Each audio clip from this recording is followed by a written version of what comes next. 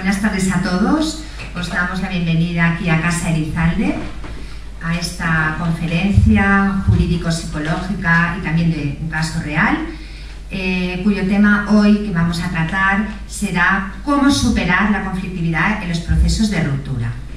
Un poco el objetivo de esta conferencia es el poder ilustraros sobre las situaciones y también sobre los recursos más fundamentales para poder afrontar esta situación tan delicada de ruptura y separación de la mejor forma posible y para evitar esa conflictividad y esas desavenencias que se dan en ese marco de esta situación familiar.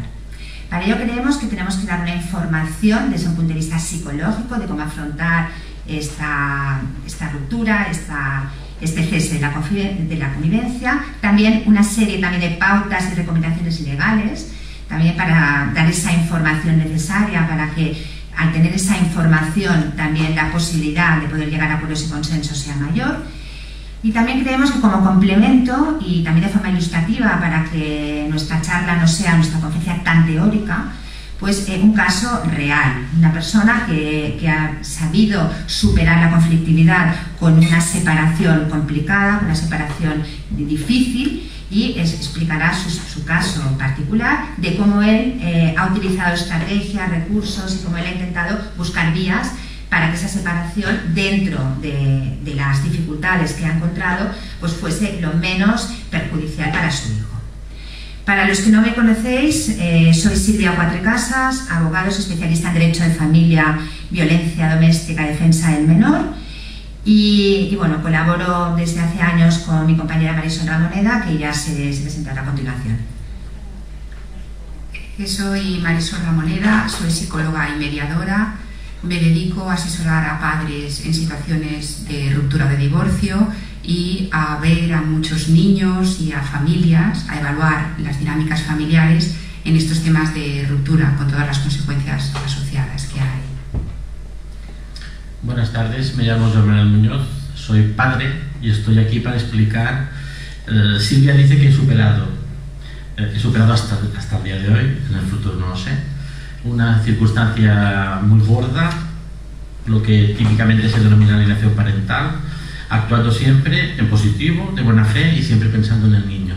Y eso, tras 5 años más o menos de práctica y de ejercicio cotidiano, puedo asegurar que funciona y es seguramente de lo más bonito que he hecho en mi vida, o sea que lo intentaré compartir.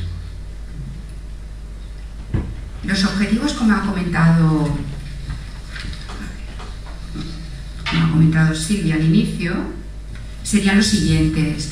Primero, comprender. Para ello hay que conocer, enmarcar un poco qué es una situación de ruptura, con qué nos encontramos, porque de esta manera, solo cuando conocemos qué es lo específico de ello, es cuando realmente podemos actuar, podemos hacer algo. El siguiente punto sería ofrecer técnicas, ideas, soluciones que han funcionado o que ha probado, por ejemplo, Joan Manel, para poder afrontar todo esto de la mejor manera posible, evitando esa conflictividad. Y esto lo enfocaremos desde el punto de vista jurídico, práctico y psicológico. Y ya por último, bueno, que forma parte también del anterior objetivo, es ese ejemplo real que como padre puede compartir aquí con todos nosotros. Como he dicho, la ruptura, ¿qué es lo que implica? Implica una situación de cambio brutal, una situación muy estresante. Muchas veces se valora incluso que el estrés que provoca estaría por encima de la muerte de una persona. En una ruptura se acaba con muchos temas, con un proyecto, uno de los más importantes es el proyecto que tenían esas personas conjuntas, el proyecto de familia, muchas veces también de trabajo, si había algún tema compartido, de amistades, etc. Entonces, todo eso que supone un cambio de roles importantísimo, que tienes que redefinir en muchos campos, en el campo de las amistades, en el campo laboral. A lo mejor tienes que combinar una serie de horarios o de trabajos que antes hacías porque se repartían trabajos o faenas de casa y ahora no. Entonces hay que redefinirse. Entonces todo esto, esa incertidumbre es brutal. ¿Y qué pasa? Pues que en el entremedio hay muchísimas emociones, por esto aquí el torbellino enmarcado, ¿no? Porque es uno de los temas principales, la importancia de las emociones en esta situación de cambio. ¿Y qué pasa? Pues que en esta situación se producen conflictos. ¿Por qué? Porque hay distintas partes y cada uno tiene un interés y se va para una parte, no para hacia un lado, y estos intereses pueden confrontarse. Uno puede querer lo mismo que el otro, puede costar y llegar a una serie de bien común para las dos personas o para la familia o para los niños. Y uno de los motivos, ¿no?, que es mi parte, la psicológica, es explicar esa influencia de las emociones dentro de todo este proceso. Para ello he utilizado el esquema de comunicación, que a lo mejor os acordáis de cuando se estudiaba en el colegio, ¿no?, el proceso de comunicación. Lo que pasa es que lo he adaptado a los temas de ruptura, pero sí también se puede utilizar para otros ámbitos, ¿no?, para el ámbito laboral, para el ámbito de amistades. ¿Qué nos encontramos? Dos personas, un padre y una madre, que tienen que comunicar. Nos encontramos con un mensaje, que es lo que se dice, exactamente la información, el contenido que se quiere comunicar.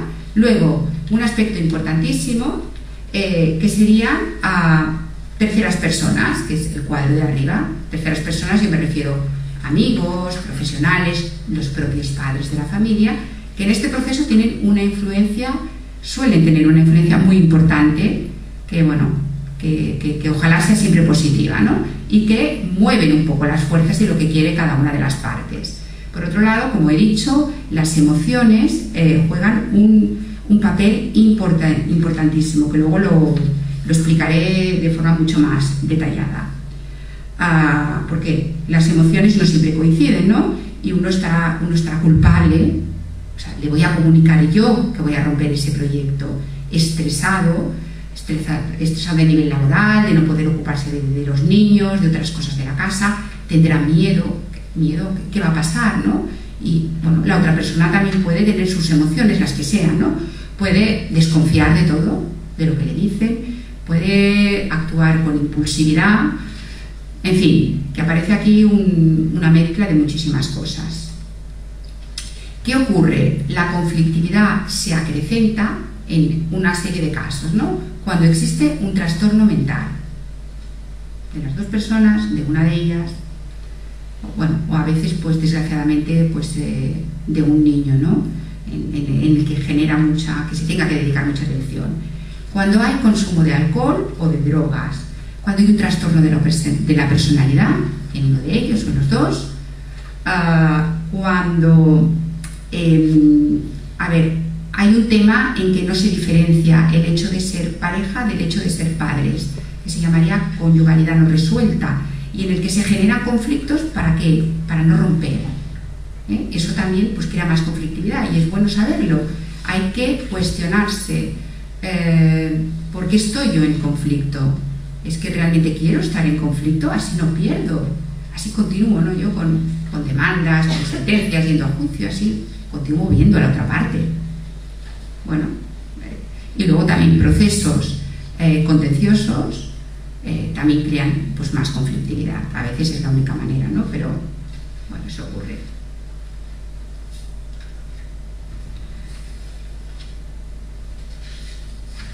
Ya pasamos al tema vital, que serían las emociones.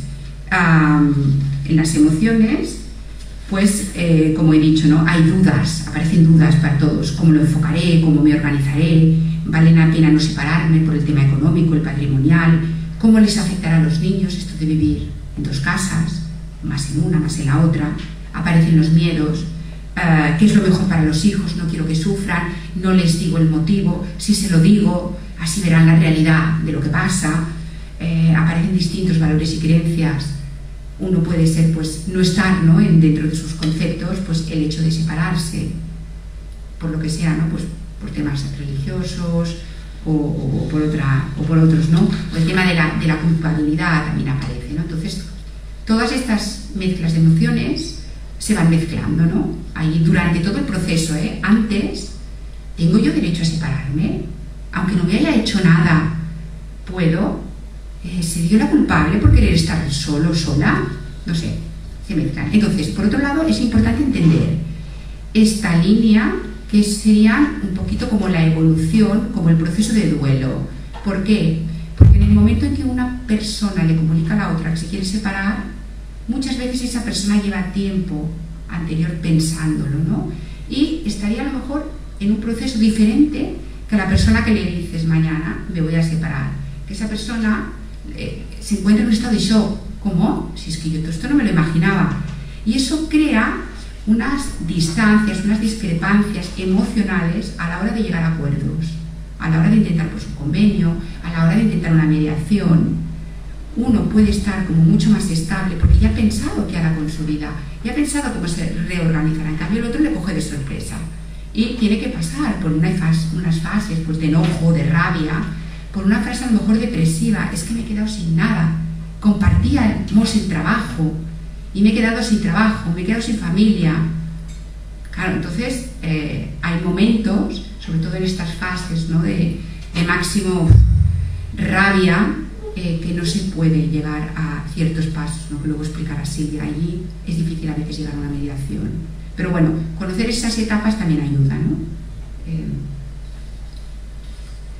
Siguiente paso, bueno, siguiente punto importante es la influencia de las terceras personas. A ver, en el antes, durante y el después, es que tengo una amiga que me dice tal, es que ella ha conseguido, es que si lo hacemos así, es que mi madre me dice, es que yo vengo de una familia pues que nos hemos criado sin ninguna figura, o la materna o la paterna. A veces, bueno, hay también profesionales, los que sean, pues que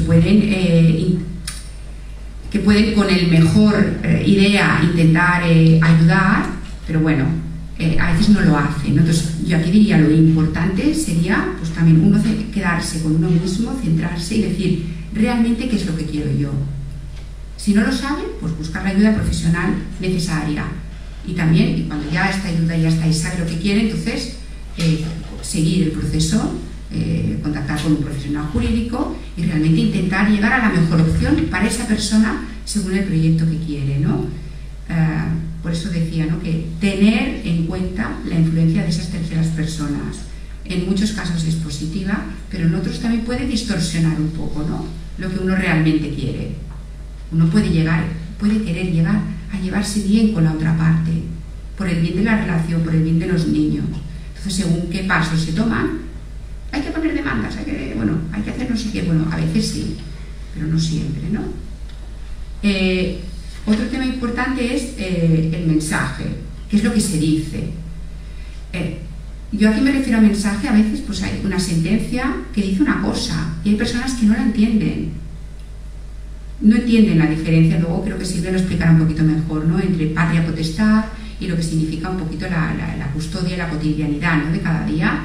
Bueno, si no se entiende, no hagamos cosas, porque bueno, la otra persona también tiene una serie de derechos. Entonces hay que preguntar a la persona profesional, en este caso persona jurídica, y que explique realmente esa sentencia qué quiere decir.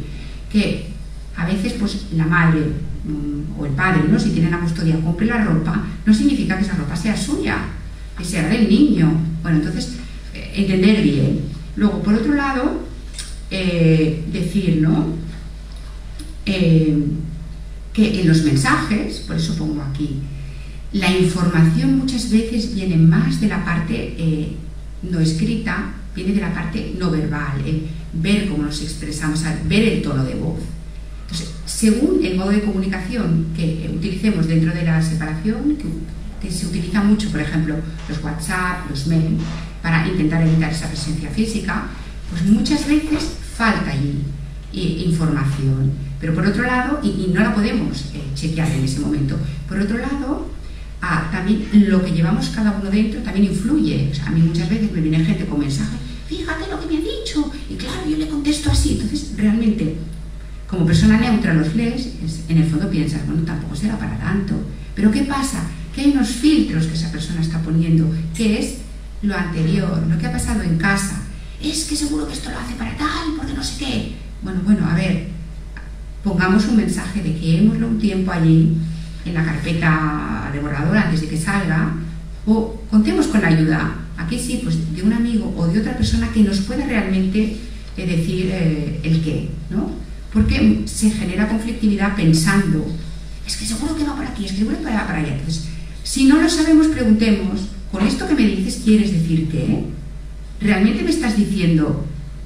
Lo voy a explicar un poquito más este tema. Pasamos al siguiente punto, que también influye en la conflictividad. Es que cada persona tiene un estilo personal de afrontar los conflictos. Es propio, sale más cuando hay un conflicto. Pero bueno, eso no quiere decir que no podamos cambiar a medida que evoluciona una negociación o que aprendamos, sabiendo cómo somos, que podamos ir moderando, ¿no? Bueno, cada uno... O sea, lo idóneo sería pues el colaborador, el que los dos ganan, o el compromisario, que bueno, dejas de ganar algo, pero el otro también deja de perder algo.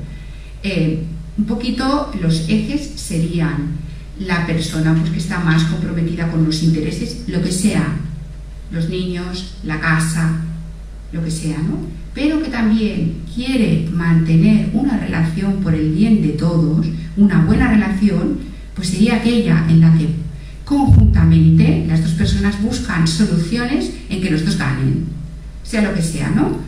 Pensemos, pues a lo mejor los dos ganan, bueno, cada caso es específico de ese caso, ¿no? Pero a lo mejor realmente los dos ganan vendiendo la casa, o a lo mejor vendiéndosela a uno de ellos, pero que es una solución, bueno, que no dices, yo lo que quiero es que el otro pierda, me vengo, pero yo también al final acabo perdiendo. Entonces la casa sale a subasta.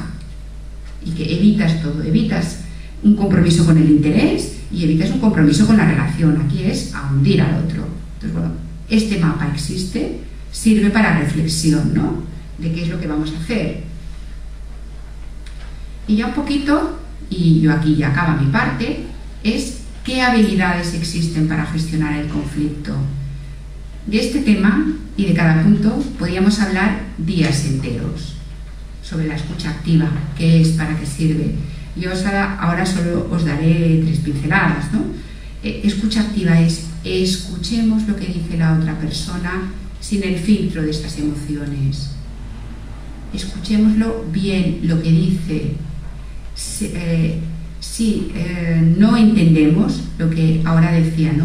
Gestionemos esa ambigüedad. ¿Puedes ir a buscar a los niños al colegio? No, no puedo. ¿Qué significa no puedo? Si no lo entendemos, a nosotros nos viene a la cabeza, no quiere, seguro que se va con sus amigos o sus amigas a jugar a no sé qué, se quedará en el trabajo para evitar venir a casa y ayudar. Bueno, pues preguntemos, ¿realmente no puedes ir por tal? O que el otro también ayude un poquito a gestionar esta ambigüedad. Mira, hoy no puedo ir a buscarlos, pues porque tengo que entregar algo mañana, o porque, no sé, me tengo que centrar, pues a lo mejor en ir al abogado y no puedo ir a buscarlos, pero que realmente intentar, ¿no?, dar la máxima información que se pueda dar para que no haya esa incertidumbre, para que la otra persona no se vaya, ¿no? Lo hace por esto, seguro que en el fondo lo que quiere es que me va a pedir la custodia porque detrás hay un interés económico, no porque no quiera ver a los hijos, porque, bueno, gestionemos todo esto. Asertividad. Hay la asertividad, para los que sepáis un poquito, una persona pasiva es la que no defiende sus intereses, se calla, no dice nada. Una persona agresiva en el otro polo estaría la que esto es así porque yo lo digo, porque te no sé qué, y no vería, le costaría mucho, ¿no?, ponerse en el punto de vista del otro, iría a lo suyo, a lo suyo, a lo suyo. Bueno, seamos un poco asertivos, es decir, se puede combinar todo. Yo digo lo que a mí me interesa, lo que quiero, pero también tengo en cuenta lo que la otra persona me está pidiendo. Pongo un ejemplo, ¿no? Hay muchos casos en que hay personas que trabajan a turnos. Si realmente lo que queremos es que el niño esté de la mejor manera posible, pues intentemos llegar a un acuerdo, que uno se ocupa de los niños en un momento del día y el otro en otro momento. Si una persona puede comer con los niños, Pues porque no tiene trabajo esas horas y estamos agobiados por el tema económico. ¿Por qué no podemos que sea el momento de relación con el otro padre? O sea, que seamos un poco asertivos, ¿no? Eso, defendiendo nuestros intereses, pero sin olvidarnos de los demás y haciéndolo de una manera respetuosa. Y ya por último, pues es un poquito más, ¿no?, de lo anterior, la empatía. Pongámonos en los zapatos de los otros. ¿Por qué esa persona nos está pidiendo poder vivir en esta casa? ¿Por qué nos está pidiendo a lo mejor ese dinero para ponerlo en una cuenta y contribuir a los niños? ¿Por qué pide eso exactamente y no pide más o menos? Bueno, que hagamos este cuestionamiento, ¿no? Y si vamos un poquito más al fondo, porque a veces nos centramos solo en lo que se ve, pero si indagamos un poco más, ahí encontraremos muchas soluciones. Y un tema, ya para acabar, sería, si somos capaces de fijarnos realmente en el objetivo común, en el que sea, pero que en este caso de la separación y el divorcio debería ser los niños, en el caso de que haya, realmente no estaremos centrados ni en uno ni en el otro, sino en terceras personas que realmente nos importan a ambos padres, y allí la conflictividad puede reducirse mucho, incluso según la edad del niño, preguntando cómo lo ve él, no dándole el poder de elegir, pero sí sabiendo qué opina y qué quiere. Ya paso a mi compañera. Sí. Bueno, en el momento que hay un proceso de separación, es un proceso de ruptura, en el cual el motivo de esta ruptura, de esta separación, puede ser por diversos motivos. ¿Qué motivos pueden ser? Puede ser un motivo de mutuo acuerdo, es decir, que los dos hayan decidido separarse. Puede ser también un motivo en que uno se ha abandonado por el otro, y puede ser a lo mejor algún motivo inesperado por las partes. Esta reflexión la hago porque realmente el motivo de la separación o el fondo de esa separación influye luego mucho también en la forma como las partes canalizan o intentan canalizar esta ruptura.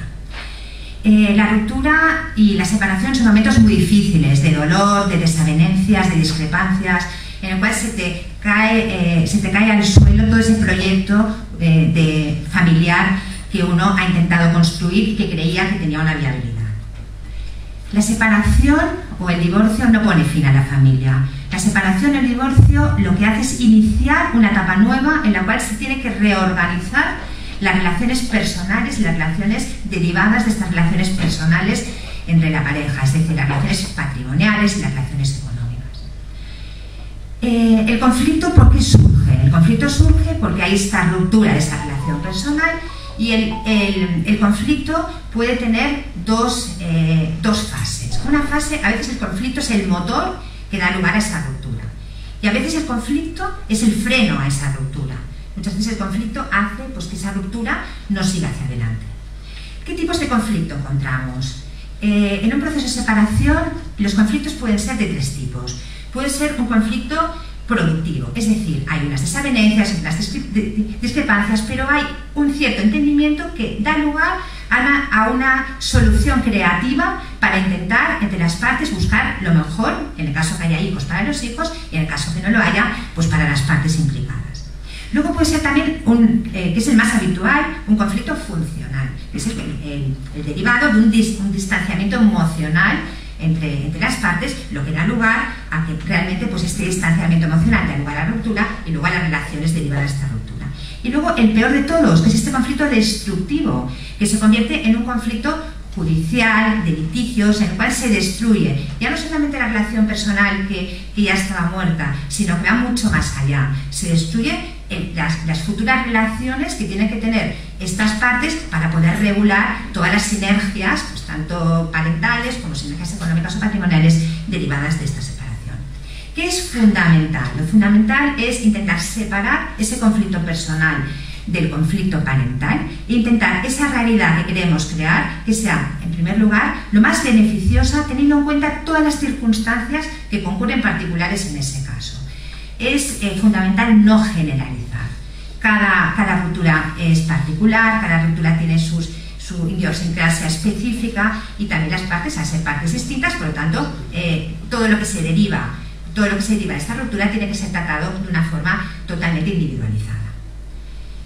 ¿Qué nos encontramos? Que la madurez de las partes, la madurez de los progenitores es la que nos va a dar luego también la posibilidad un poco de enfocar desde el punto de vista legal el proceso hacia un lado o hacia otro. Realmente el sustrato personal, ese rencor, ese quizás abandono, esas desavenencias tan grandes, hace que sea muy difícil poder gestionar esa situación y saber cómo canalizarla. Entrando ya un poco de cómo canalizar esta situación de conflicto y esta situación de ruptura, ¿qué vías tenemos? Las vías que tenemos es intentar, en primer lugar, que este sustrato o este ámbito psicológico tiene que ir también en paralelo a un proceso legal. Ese proceso legal, ¿cómo es conveniente canalizarlo? Lo más conveniente y fundamental es intentar derivar este proceso a un acuerdo entre las partes, a un acuerdo de voluntades y sobre todo pues, a poder tratar, nunca mejor que los progenitores, todos los temas que luego van a crear esa realidad por ruptura. ¿Qué debe intentarse? Debe intentarse firmar o debe intentarse tratar de firmar un convenio de mutuo acuerdo. ¿Qué implica un convenio de mutuo acuerdo? Un convenio de mutuo acuerdo implica el redactar un documento en el cual sea un acuerdo de voluntades y que ese acuerdo de voluntades se ciña y que sea el reflejo de esa realidad de esas partes y cómo se va a gestionar la cotidianidad futura de esos padres en ese caso.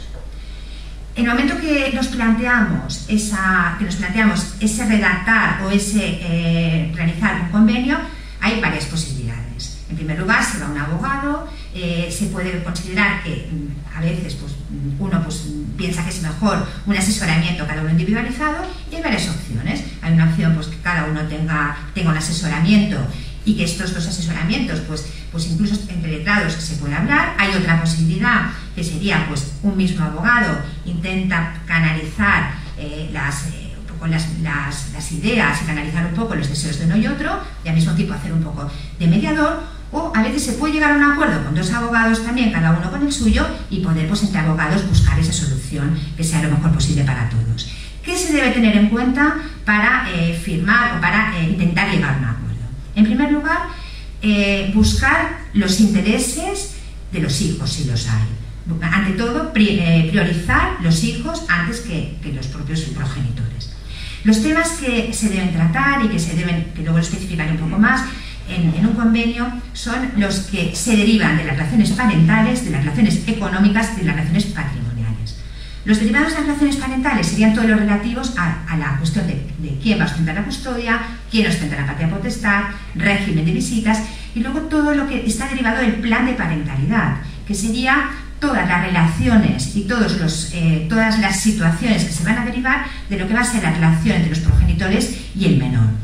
Es decir, pues todo lo derivado de decisiones del colegio, de la dinámica de las actividades extraescolares, de a qué centro médico se va a llevar al menor. Todas estas medidas y todas estas situaciones deben estar reguladas en ese plan de parentalidad incluido en el convenio.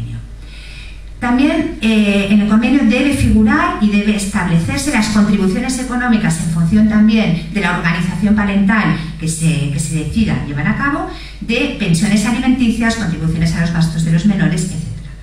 Y también el tema patrimonial, en el caso de que haya bienes en común o que haya pues, cuentas corrientes comunes, etc., debe también decidirse si en ese mismo convenio decidimos disolver todos estos bienes en común o, por el contrario, decidimos de momento no realizar esa disolución o división y dejarlo para más adelante. Es fundamental para evitar ese conflicto que se da muchas veces, incluso en convenios de mutuo acuerdo, determinar, detallar y redactar muy en concreto todas las medidas que queremos que sean convenientes para nuestra organización familiar. A esto me refiero, por ejemplo, en poner horarios en el intercambio de los menores, detallar los periodos vacacionales, de forma que no induzcan a confusión.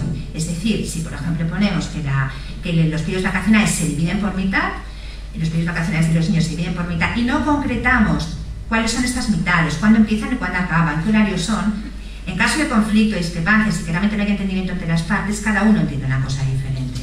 Si el convenio está cerrado, en caso de desavenencias, pues sabes a qué atenerte.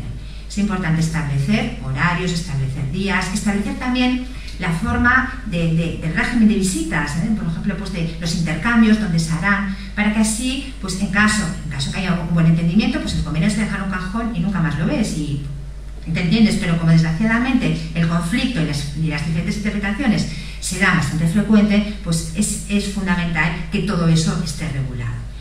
También es fundamental regular situaciones específicas de la propia familia. Pues si un niño tiene unas dificultades especiales, necesita un tratamiento, necesita un psicólogo, obligaciones o compromisos de los padres en referencia a alguna situación particular, se puede reflejar en el convenio.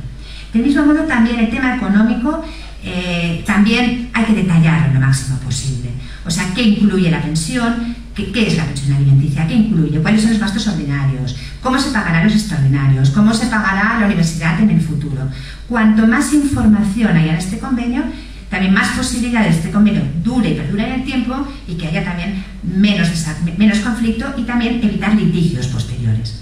Evidentemente, cuando redactas un convenio no es para toda la vida, porque puede haber situaciones diferentes, puede haber situaciones nuevas que se vayan produciendo, puede haber pues, una de las partes que se quede en un paro continuado y que realmente no pueda pagar la pensión, o un hijo que se quiera vivir con otro, pero en ese momento que se produzcan esas circunstancias o que estas eventualidades nuevas, en ese momento deberemos intentar también de mutuo acuerdo llegar a otra solución. Pero en principio el convenio tiene que tener unos visos de perdurar en el tiempo. En el caso de que esta situación sea imposible llegar a un acuerdo, porque pues, hay unos límites siempre en ese convenio, es decir, de aquí no puedo pasar, o sea, yo puedo pagar hasta aquí o creo que lo mejor para los niños es este tipo de custodia y por mucho que quiera llegar a un acuerdo, no puedo llegar a un acuerdo porque creo que desde mi forma de ver está perjudicando ya no solamente a mis intereses, sino también a los de mis hijos. En ese momento, pues debemos instar un proceso judicial. El proceso judicial tampoco es una solución idónea para las relaciones personales derivadas de una ruptura, porque estamos dejando en manos de un tercero que no nos conoce de nada, que no sabe quién somos, que somos un número absolutamente no juzgado, porque es un número, los clientes, es un número el abogado, y tiene que interpretar lo que estamos reflejando en nuestra realidad personal y tiene que tomar unas decisiones que seguramente no serán tomadas de la forma que más adecuadas sean o de la que creemos, porque a pesar de que tenga información, esa información es muy difícil poderla también captar y buscar lo mejor para los hijos. En esa información en la demanda, pues hay muchos sentimientos detrás de esta información, hay pues muchos intereses para los hijos, hay muchas situaciones que solamente conocen las partes. A pesar de interponer una demanda en la cual se debe dejar muy claro cuáles son nuestras pretensiones, que del mismo modo pues también solicitar pues todas las medidas que consideramos pertinentes en relación a las visitas, a la custodia, a la patria potestad, al tema económico, a la división del patrimonio, también es fundamental aportar pruebas. En el proceso judicial todo lo que se manifiesta debe estar con una prueba, porque si no hay pruebas, esas manifestaciones quedan vacías de contenido. Las pruebas en una demanda de un procedimiento de familia serían tendentes, en primer lugar, a poder probar cuál es nuestra capacidad parental, en el caso que haya hijos, y las relaciones que queremos tener con nuestros hijos, probar que son las convenientes, pues con todo tipo de certificados de implicación, con informe psicológico pericial que acredite esa cercanía con nuestros hijos. En el tema económico, pues sería todo lo que nos va a llevar a poder acreditar nuestra situación personal económica, es decir, nuestros ingresos, nuestros gastos, pues también pues de la forma más detallada posible, pues también todas las cargas que tenemos para que en el momento que el juez tenga que decidir sobre los gastos, sobre las pensiones a establecer, tenga toda la información para que esa decisión pues, se base en un principio de proporcionalidad, no solamente a nuestros ingresos económicos, sino también a las cargas de los gastos que tenemos. Fundamental en una demanda también es probar, detallar y acreditar los gastos de los menores. Las pensiones alimenticias y contribuciones a los menores son en base a los gastos de estos hijos, que habrá que detallarlos de la mejor forma posible. Y en relación a lo que es la vivienda y el uso de la vivienda y el patrimonio, pues lo mismo.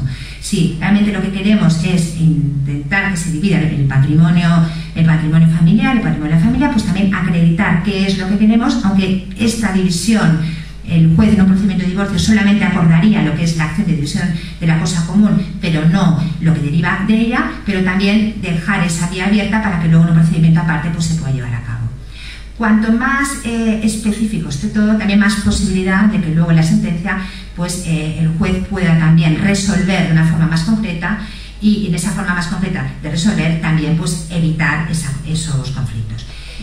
Cuando se interpone una demanda siempre se puede llegar a un acuerdo, en cualquier momento puedes llegar a un acuerdo. Cuando pones la demanda antes del juicio, en el juicio incluso, y de hecho en el juicio habitualmente, o bueno, en ocasiones pues el juez intenta hablar con los abogados para acercar posturas, para intentar un poco minimizar esa controversia, incluso llegar a un acuerdo en el mismo procedimiento.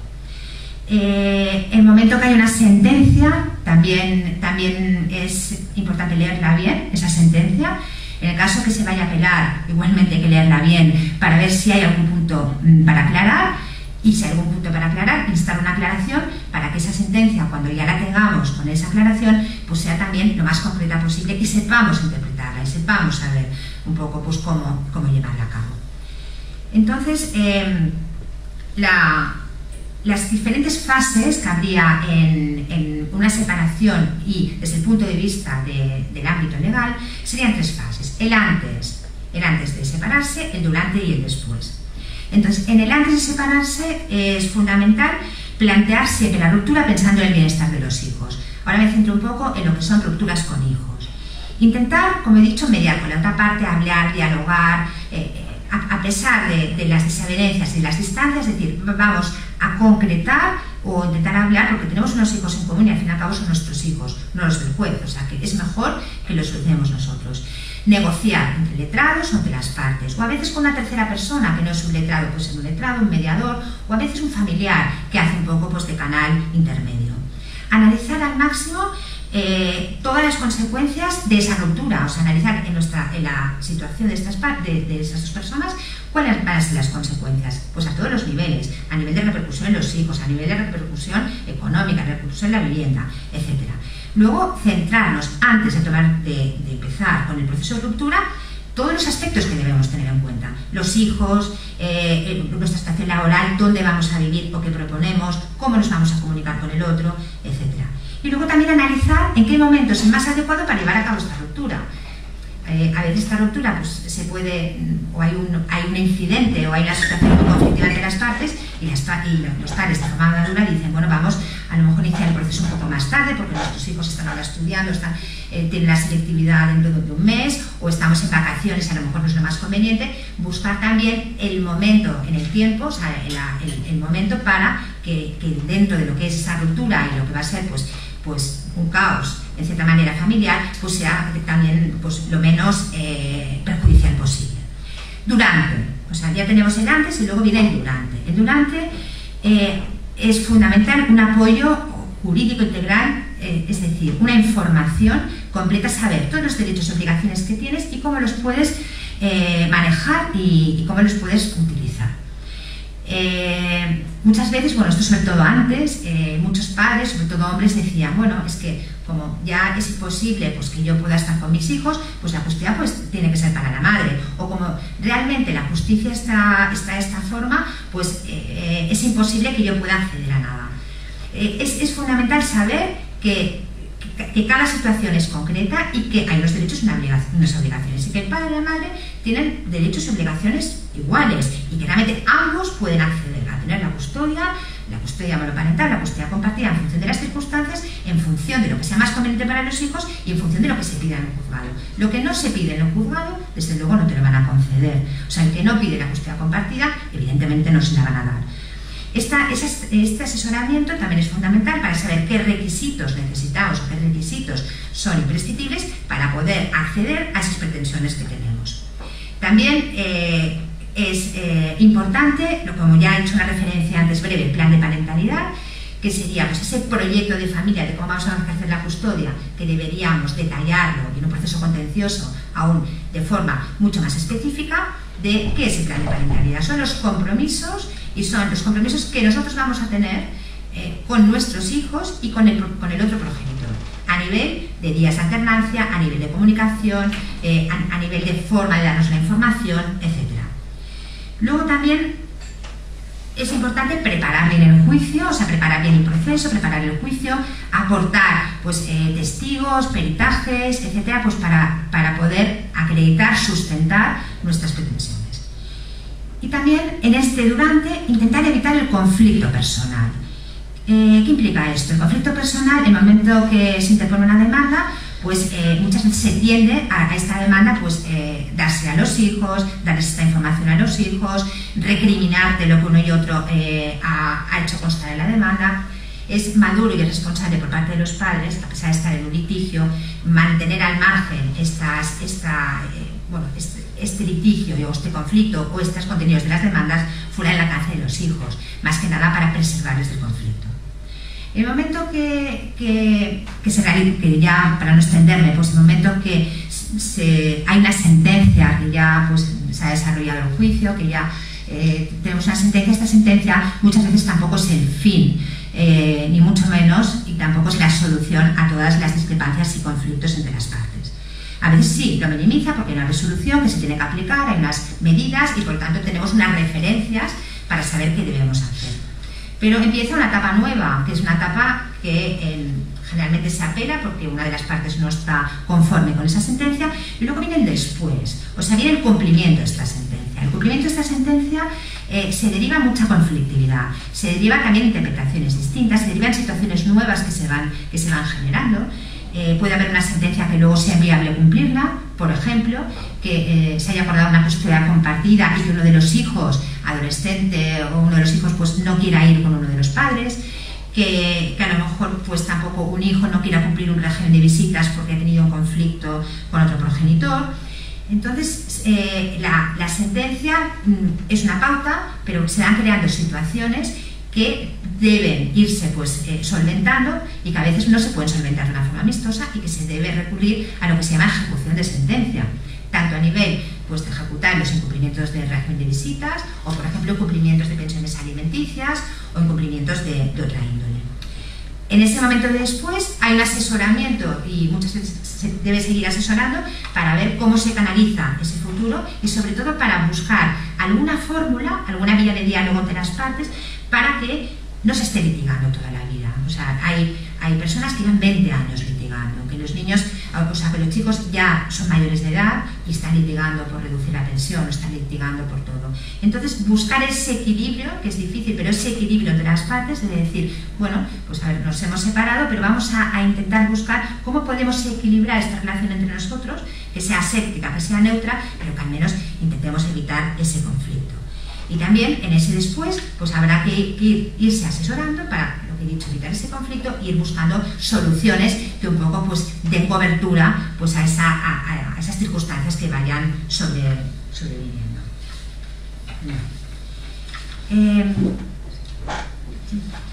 Las temáticas más conflictivas que se dan en la ruptura a nivel legal, como he dicho, en primer lugar es la custodia de los hijos. ¿Quién se va a quedar con los niños?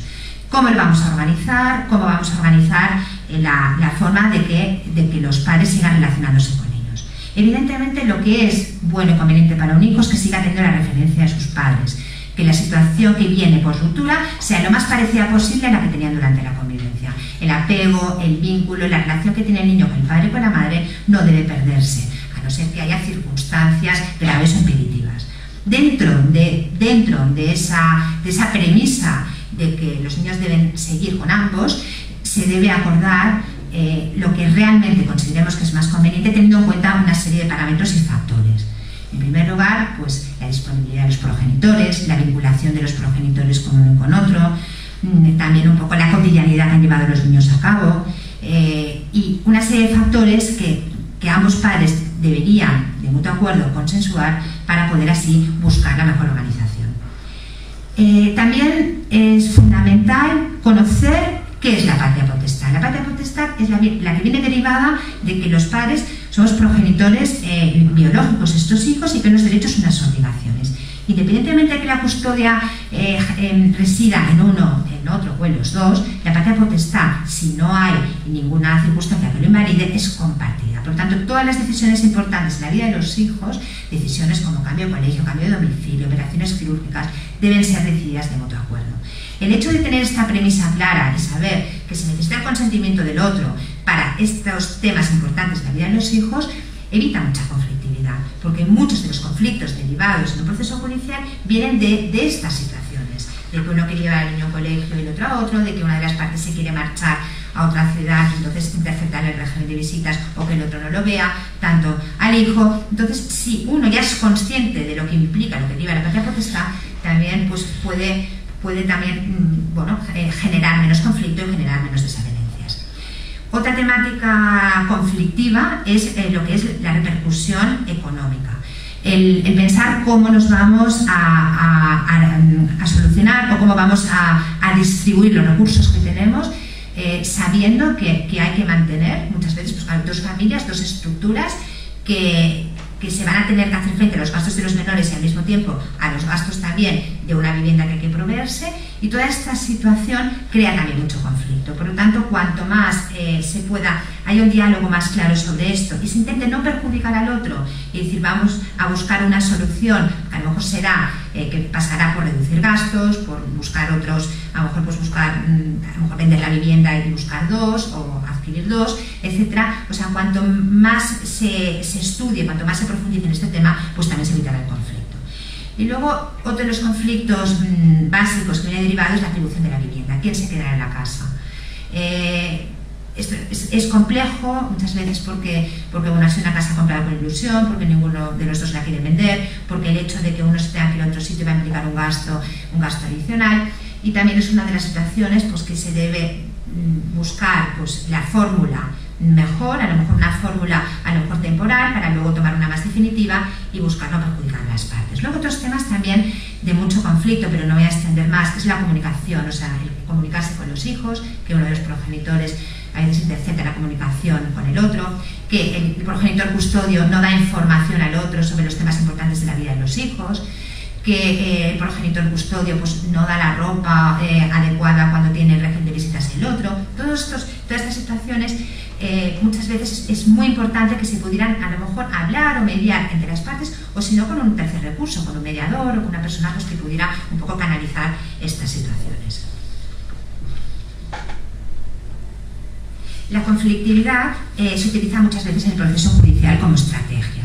En muchos aspectos. En uno de los aspectos que más, o uno de los ámbitos que más se utiliza la conflictividad como estrategia para que no se llegue a una situación beneficiosa para los hijos en muchas ocasiones, sería en el caso de la custodia compartida.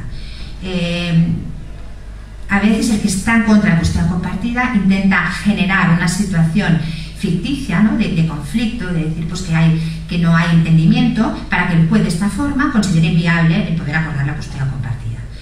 Esta situación generada por las partes muchas veces, claro, es difícil que el otro pueda pararla, porque si uno quiere comunicarse, si uno quiere dialogar, si uno quiere entenderse en los temas de los hijos y el otro no quiere, puede ser que genere conflicto, pero lo peor de todo no es generar conflicto, es estar ausente, o sea, en el sentido de decir, bueno, uno quiere hablar y el otro ni contesta los mails, bloquea el WhatsApp, etc.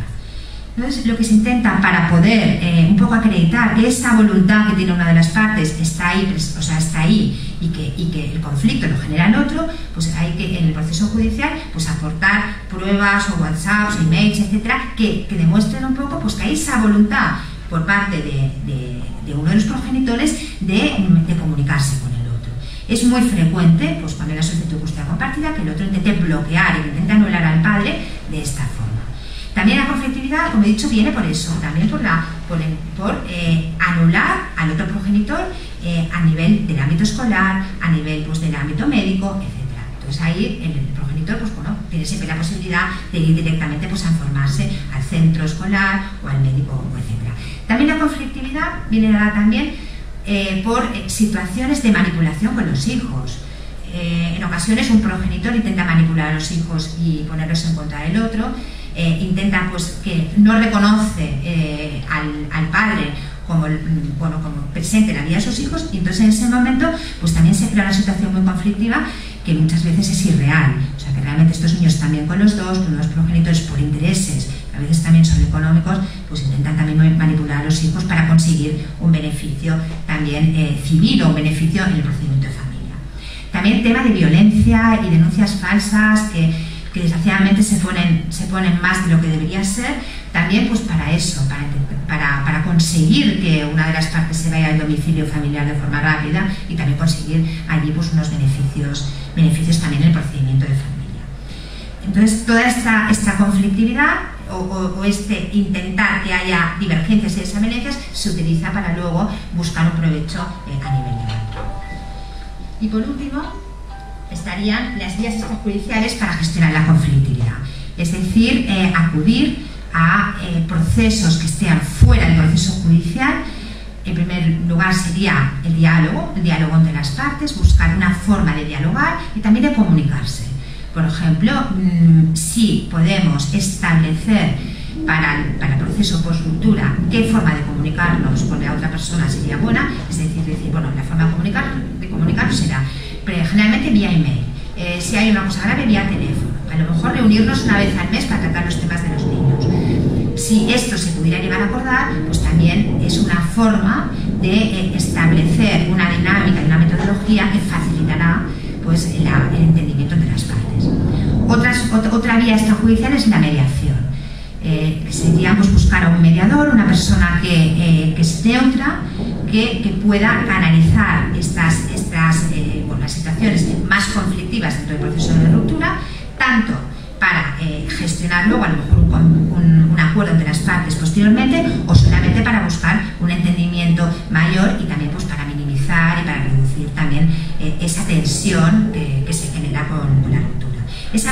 La mediación se puede dar en cualquier momento, puede ser una mediación total o parcial y puede ser antes, durante, incluso a veces después de la sentencia, para también pues, que haya pues, una cierta tranquilidad y un cierto entendimiento pues, para poder interpretar la sentencia y para poder también pues, tener una situación luego más tranquila. Y luego también estaría la terapia, que sería una intervención más a nivel de toda la familia, también para buscar una serie de recursos, también entendimiento, también entre los progenitores y los hijos, por ejemplo, y también de esta forma pues buscar un clima de mayor entendimiento también en esa unidad familiar, y de esa forma pues también evitar posteriores judicializaciones de las situaciones, ¿no? Y también a veces la terapia da lugar a poder llevar a cabo una adaptación mejor a este proceso de ruptura, que cada una de las partes sepa, ¿no?, en qué momento está y cómo tiene que aceptar un poco esta ruptura y qué posibilidades tiene también pues, de poderse pues, comunicar y de poderse también pues, relacionarse con el otro. Por lo tanto, si se potencian estas vías extrajudiciales de mediación, de diálogo con la otra parte, de terapia intrafamiliar, pues evitaremos también el tener que recurrir constantemente cuando haya cualquier tipo de desavenencia a procesos judiciales, que lo que hace el proceso judicial muchas veces es romper esos lazos que pueden haber entre las partes, aunque sean lazos que realmente sean solamente para después de la ruptura, pero merma mucho, o sea, efectivamente, psicológicamente merma mucho a las partes, y luego también tiene un coste, muchas veces, pues tanto personal, emocional, económico, que tampoco llega a ningún sitio. Tanto el proceso judicial es importante, porque a veces no hay otra solución, pero debemos, o sea, los profesionales, asesorar y reconducir e intentar un poco concienciar que lo mejor es buscar posturas de consenso y de acuerdo, porque lo que los padres acuerden en relación a sus hijos siempre va a ser mejor, más particular y sobre todo más adecuado a las necesidades específicas de los hijos. Por lo tanto, mi consejo sería el tener una información amplia de todo lo que es las posibilidades judiciales y las posibilidades para dar una forma a la separación, y sobre todo el ser conscientes todas las partes y todos los progenitores que el divorcio no implica el separarse de los hijos y que el divorcio solamente implica bueno, no solamente, ya es mucho, pero el reorganizar esta realidad y el buscar soluciones para que los menores tengan la mejor forma posible y que las partes puedan tener una estabilidad y también una tranquilidad. Le paso a... Gracias. Para los que no me conozcan de anteriores conferencias, simplemente un apunte inicial. El universo de conflictividad en el que yo estoy metido ahora mismo empezó de una forma muy brusca. Empezó con el embarazo de la madre de mi hijo, y pasó a malos tratos físicos y psicológicos muy gordos cuando ya había nacido el niño. En el primer año de vida del niño pasaron tantas cosas terribles que al final se deshizo la pareja, no sé si me fui yo o me echaron. Sé que pasé por el quirófano por cuestiones físicas, con repercusiones para toda mi vida, y sé que en urgencias de psiquiatría me diagnosticaron enfermedades terribles que nunca he tenido, solo que la apariencia era otra. Luego lo superé porque de fondo no era eso, era otra historia.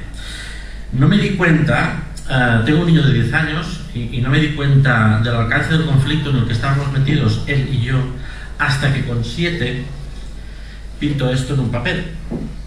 Este dibujo lo hizo mi hijo a partir de un pincel y los colores básicos. Él eligió los colores y él hizo el dibujo.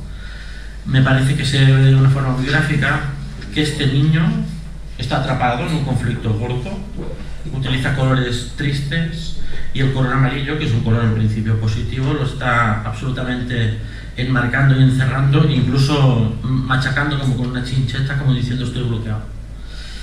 Cuando vi eso, no sé si por mis cuestiones profesionales, que soy experto en comunicación y en humanidades, pues me di cuenta enseguida de que realmente eso no era serio, era terrible, era gravísimo. Entonces, la estrategia de la conflictividad, que se usa mucho en los juicios, pues también se puede usar constantemente en la vida diaria una vez la pareja se ha deshecho.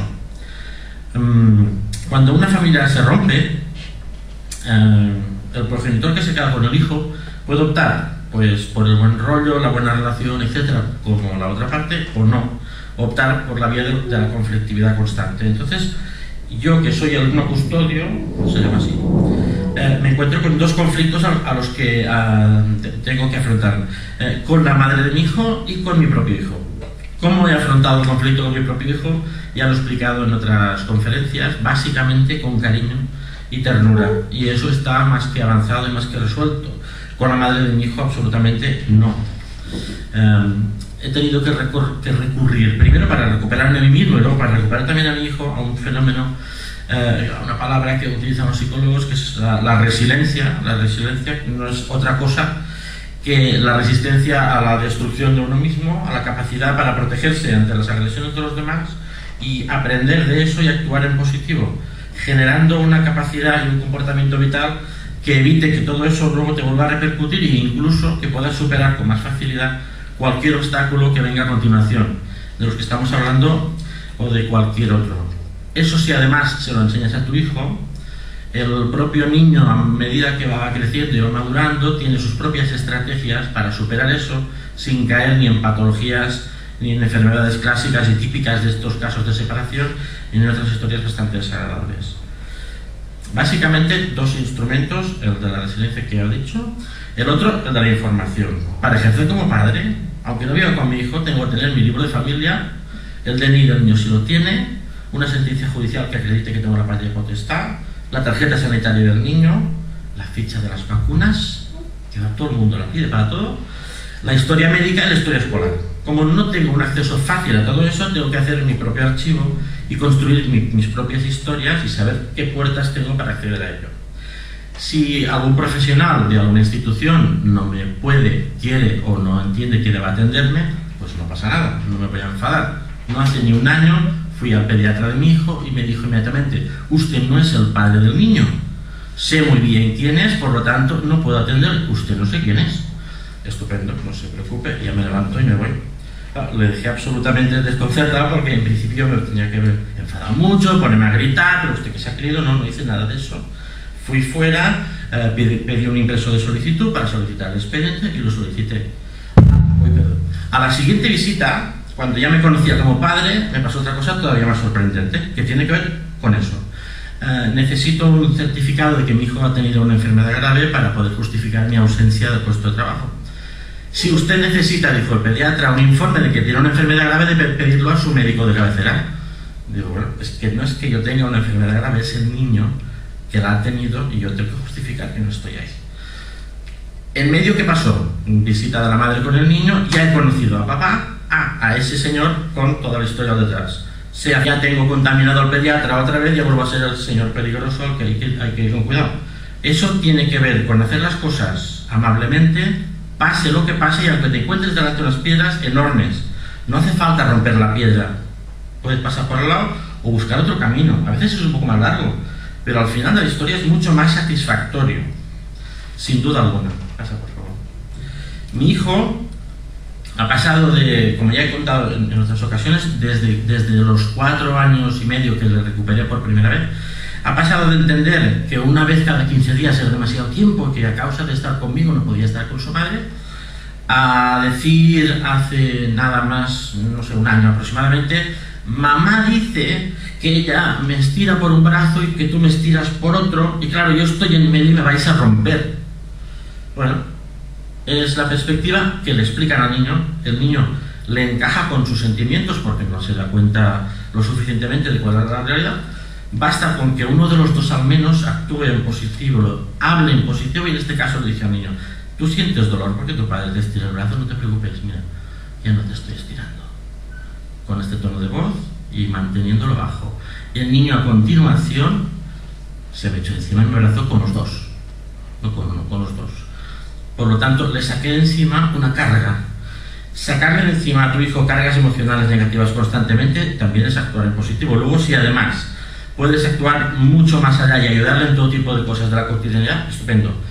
Si no, ejercer como padre hasta donde te permitan las posibilidades e incluso los obstáculos de los demás, y superarlos no tiene precio cuando te das cuenta de qué evolución positiva hace tu hijo. En mi caso, en 4 años ha cambiado de la noche al día, es otro niño.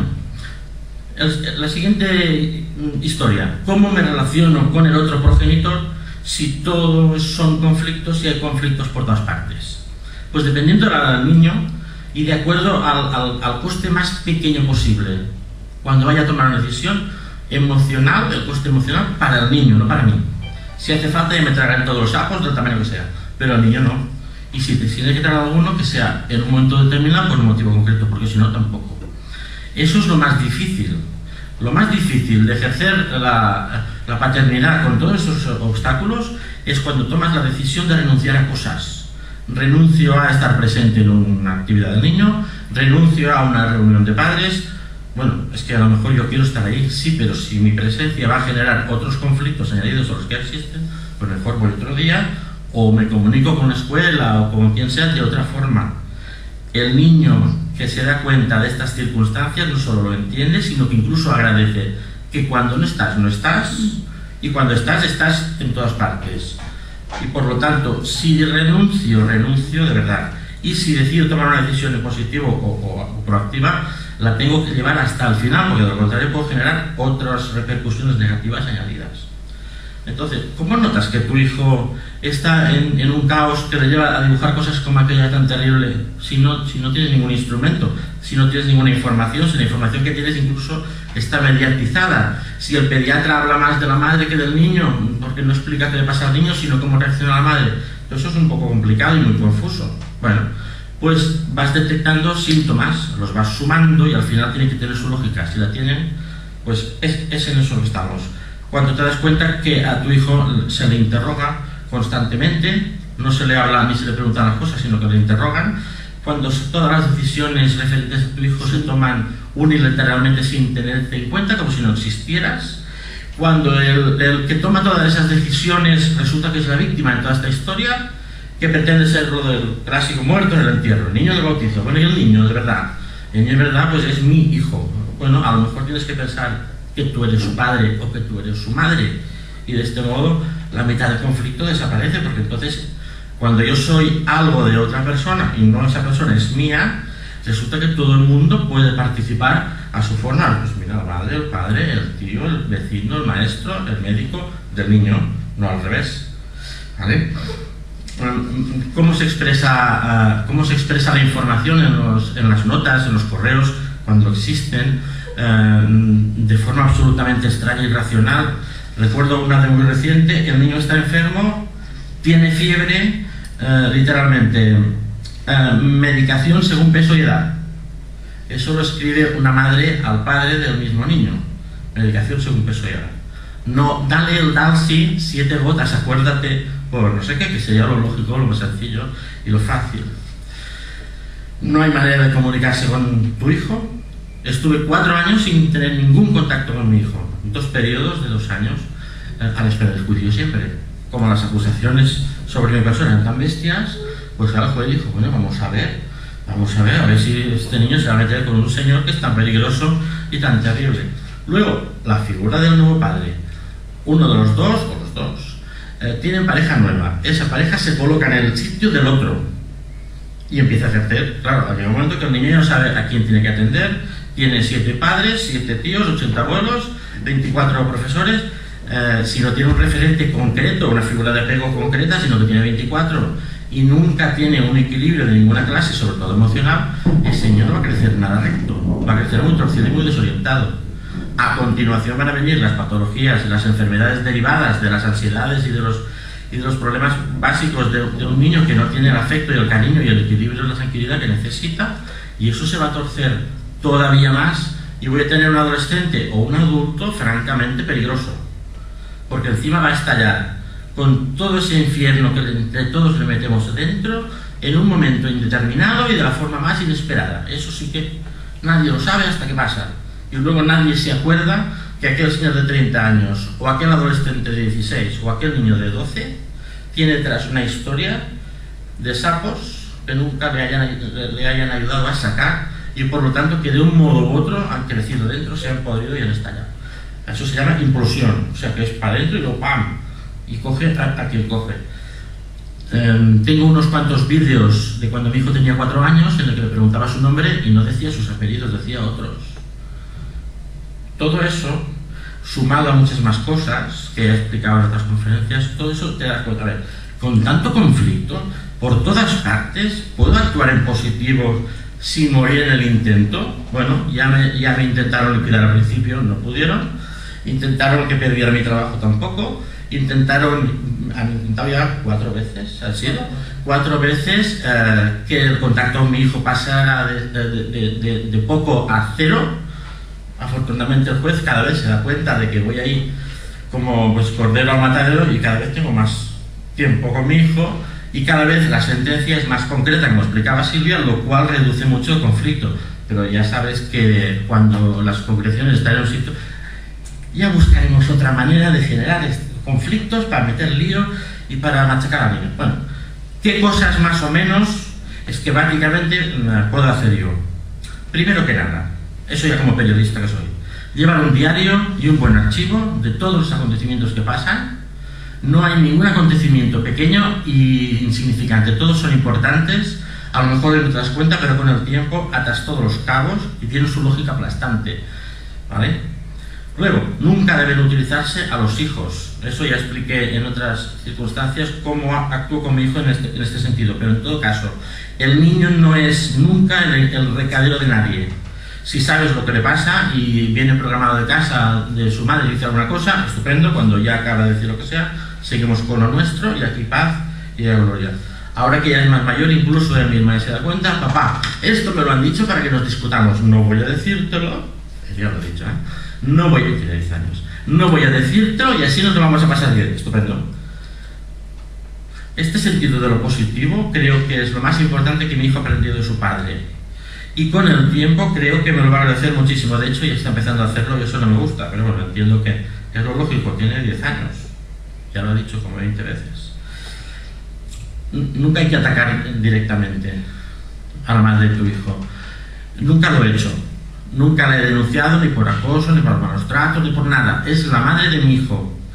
¿Qué le voy a hacer? Es la opción que elegí desde el primer día y no he cambiado ni voy a cambiar, ¿vale? Y eso a día de hoy, en la relación con mi hijo y a mi hijo, que es lo que más me interesa, está resultando absolutamente útil para tener un niño sano, un adolescente estupendo y un adulto fascinante. Iba a decir cojonudo, pero aquí no se puede. Bien, el régimen de visitas, que es lo poco que tengo para estar con mi hijo, bueno, ahora tengo mucho, porque tengo como el 40% del tiempo, muchas noches, etc. Es el tiempo más importante. Cuando estoy con mi hijo no estoy para nadie. Incluso a veces hasta desconecto teléfonos, apago ordenadores, hago todo. ¿Qué hago con mi hijo? Vivir tan intensamente como él necesite todo tipo de experiencias.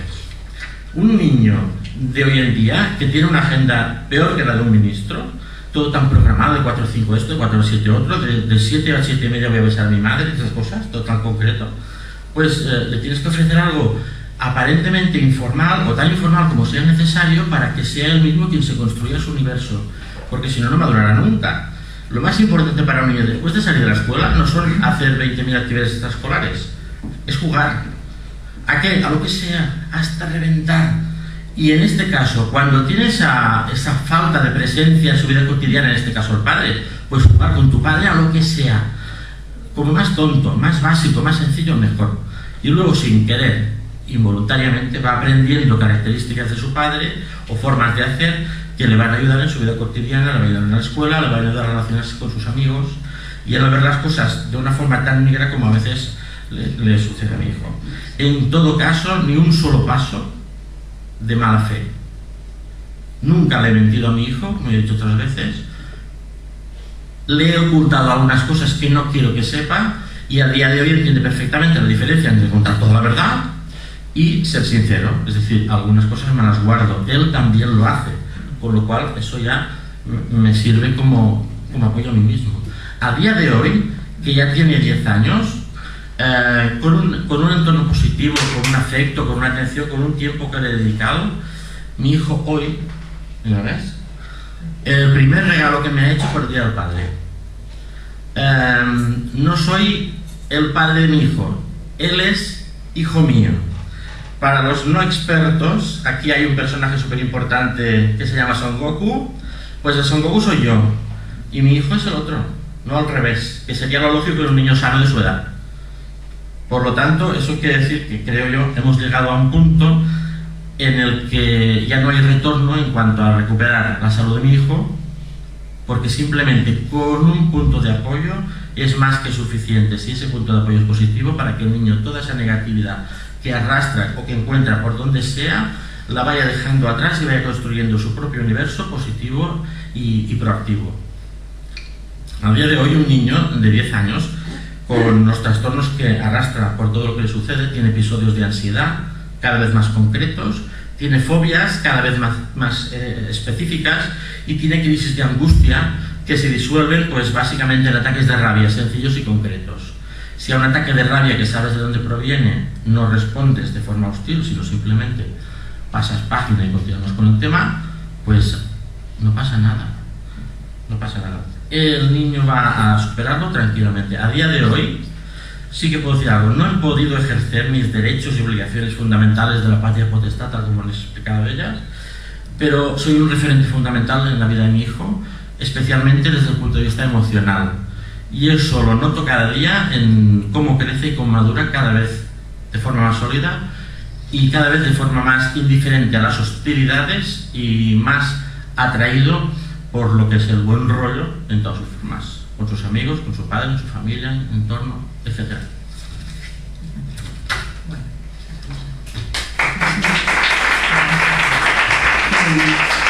Ya para acabar, siempre nos gusta dar a cada uno de nosotros un pequeño consejo antes de pasar a las preguntas. El psicológico sería pues ponernos en el lugar del otro, entender sus necesidades y sobre todo centrarse no en los dos, no en nosotros, sino en los niños. El jurídico sería buscar asesoramiento con profesionales para conocer todos los conceptos y todas las situaciones en referencia al proceso de ruptura y buscar sobre todo alternativas, recursos y vías para evitar clonificar el conflicto y sobre todo para buscar una situación de estabilidad. Buscar sobre todo esos recursos, esas vías y sobre todo pues tener siempre presente que lo más importante es el beneficio, el bienestar del menor y ese favor fili, que sería lo que siempre tiene que predominar y prevalecer en cualquier decisión que tomemos en relación a los hijos. Y mi consejo como padre es que recordemos siempre que el conflicto es de los adultos, o sea, de los padres. No esperes a que te lo resuelvan tus hijos, porque tus hijos, cuando sean adultos sobre todo, serán los jueces más implacables y se acordarán sobre todo del cariño que recibieron de ti, no del tamaño de los regalos. Muchísimas gracias a todos por asistir. Ahora pasaremos a las preguntas. Cualquier duda que tengáis, a cualquiera de nosotros lo podéis hacer. Pero antes me gustaría deciros que en el mes de julio vamos a hacer otra conferencia. Esta conferencia se llamará Herencias sin conflictos. Es la tercera vez que la hacemos debido a la buena acogida que tiene. Es no solo importante para los que estáis aquí, sino para vuestros padres. Y también lo toca desde los dos puntos de vista, desde el punto de vista jurídico y desde el punto de vista psicológico. ¿Qué ayuda? ¿Qué no ayuda? Con herencia, sin herencia, y que es otra manera, también ligando con la conferencia de hoy, de evitar un montón de conflictos que se producen a nivel familiar. Entonces, pues nada, os la recomendamos.